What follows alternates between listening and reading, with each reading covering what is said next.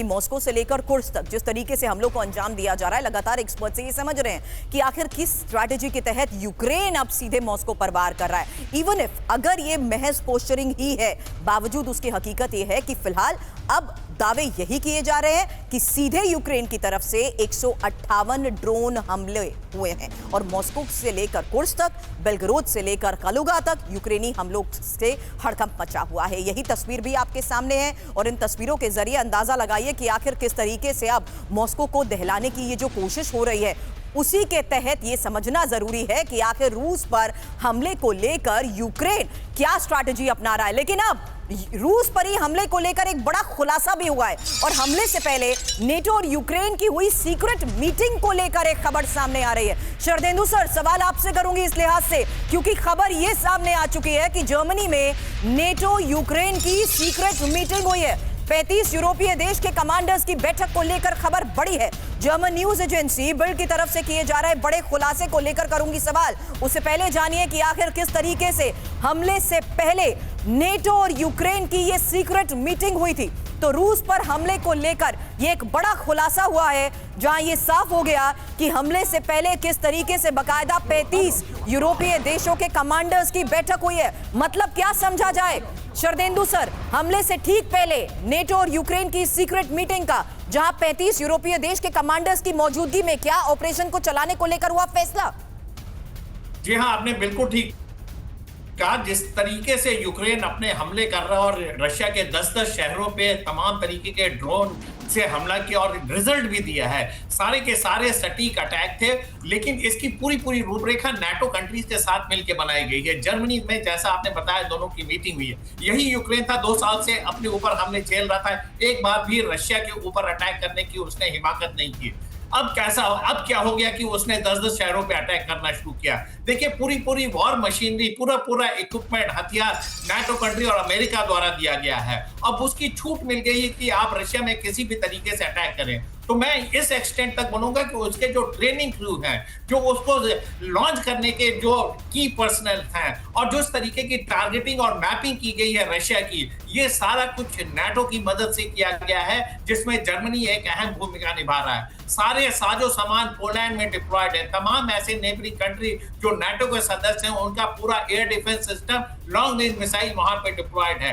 Targeting की गई है और हर बार अटैक से पहले जर्मनी या उसके सिंपैथाइजर फ्रांस, यूके, इनके बीच में एक बातचीत होती है और टारगेटिंग किया जाता है। उसके तहत यूक्रेन इस तरीके के हमले कर रहा है। यूक्रेन की खुद की काबिलियत नहीं थी किसी भी तरीके से अटैक करने के लिए। जिस तरीके से कुर्स्क का ऑपरेशन प्लान किया, 8000 सैनिकों ने सरप्राइज अटैक करके उसको कैप्चर किया।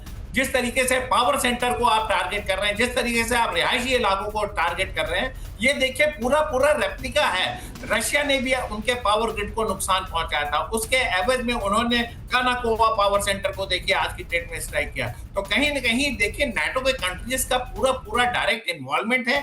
बस ये है कि नेटो की डायरेक्ट इन्वॉल्वमेंट के बाद क्या रूस वर्सेस नेटो की जो हम इतने महीनों से बात करते आए हैं, राजन जी, सवाल आपसे करूंगी, लेकिन उससे पहले यूक्रेन को नहीं मिलेंगी अमेरिकी लॉन्ग रेंज मिसाइल। एक और बड़ी खबर है, क्योंकि यूक्रेन को नहीं मिलेंगी अमेरिकी आर्मी टैक्टिकल मिसाइल और कीव ने रूस पर हमले के लिए जिस तरीके से आर्मी टैक्टिकल मिसाइल की डिमांड की थी, वो डिमांड पूरी नहीं होगी। अमेरिकी अधिकारी के हवाले से CNN का यह दावा आखिर है क्या? इंफॉर्मेशन रखेंगे आपके सामने, क्योंकि लॉन्ग रेंज मिसाइल्स की डिमांड को लेकर पिछले कई महीनों से, इनफैक्ट सालों से आ रही खबर के बाद आज के इस हालात में भी ये डिमांड पूरी ना होना, कीव ने रूस पर हमले के लिए लॉन्ग रेंज मिसाइल्स की डिमांड की थी, लेकिन ये डिमांड पूरी नहीं होगी, नहीं मिलेगी अमेरिकी मिसाइलें।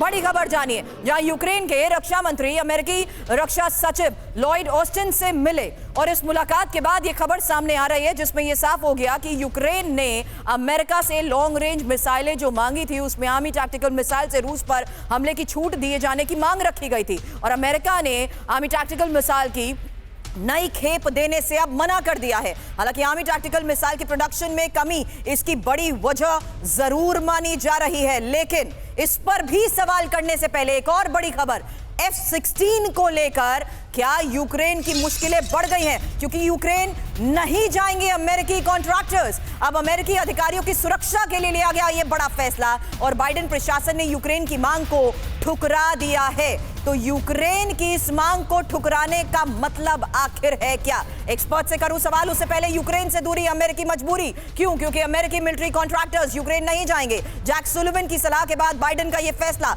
अमेरिका को आशंका रूसी टारगेट पर होंगे अमेरिकी कॉन्ट्रैक्टर्स और F-16 और दूसरे अमेरिकी हथियारों की मेंटेनेंस भी मुश्किल हो जाएगी। हालांकि नीदरलैंड के प्राइवेट कॉन्ट्रैक्टर्स यूक्रेन जा सकते हैं। सबसे पहले राजन सर एक सवाल आपसे करना चाहूंगी, लेकिन उससे पहले एक और इंफॉर्मेशन। यूक्रेन को अमेरिका की ना आखिर क्यों? बड़े सवाल। क्या यूक्रेन में F-16 क्रैश होने से अमेरिका नाराज है? क्या यूक्रेन की नॉन स्टॉप मांग से अमेरिका नाराज है? क्या अब यूक्रेन को सैन्य मदद देकर भी अमेरिका थक चुका है? हालांकि इस पर सवाल करने से पहले राजन सर सवाल वही आपसे। नीदरलैंड कहता है कि छूट मिलनी चाहिए कि यूक्रेन लॉन्ग रेंज मिसाइल का इस्तेमाल कहां करे, कैसे करे, लेकिन वहीं दूसरी तरफ नेटो के साथ हो रही बैठक जिसमें यूएस के अधिकारी भी मौजूद थे और दूसरी तरफ यह खबर सामने आना कि हम आपकी लॉन्ग रेंज मिसाइल्स की डिमांड को पूरी नहीं कर सकते। क्या प्रोजेक्ट करने की अमेरिका कोशिश कर रहा है?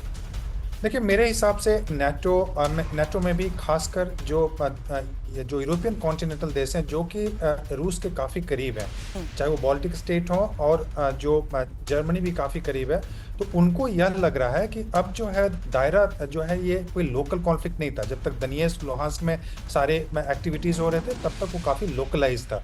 और लेकिन अभी उनको यह लग रहा है कि चूंकि यूक्रेन कर्स्क में जा चुका है तो उनको लग रहा है कि अब, और रूस भी बोल रहा है कि अपनी न्यूक्लियर डॉक्ट्रिन वो चेंज कर रहा है। रूस बोल रहा है कि वो मिसाइल नेटो में यूज़ कर सकता है और इस ढंग के स्टेटमेंट मेदवेदेव से नहीं आ रहा है। इस ढंग का स्टेटमेंट उनके लावरोव जो कि फॉरेन मिनिस्टर हैं या फिर डिफेंस मिनिस्टर है उनसे आ रहा है। तो आप इसका मतलब है कि वो काफ़ी सीरियस स्टेटमेंट है जिसको कि नेटो समझता है कि ये केवल पोस्टरिंग यहाँ पे नहीं हो रही है। तो अब नेटो के देशों में खलबली यह है कि इसको कैसे एक तरह से लिमिट वॉर को किया जाए जिससे कि ऐसा ना हो कि सच में न्यूक्लियर पावर पे अटैक हो जाए या न्यूक्लियर अटैक की संभावना बन जाए यूरोप पे। मुझे लगता है नेटो की जो जर्मनी में मीटिंग हुई थी यूक्रेन के साथ, इसी स्ट्रैटेजी को लेके थी कि हम किस हद तक आपको सपोर्ट कर पाएंगे और आपकी स्ट्रैटेजी क्या हो सकती है। क्योंकि यूक्रेन चाहता है कि अगर इसमें किसी न किसी तरीके से नेटो अगर डायरेक्ट इन्वॉल्व हो जाए या एक बॉम्ब अगर नेटो पे रूस गिरा दे तो ऑटोमेटिक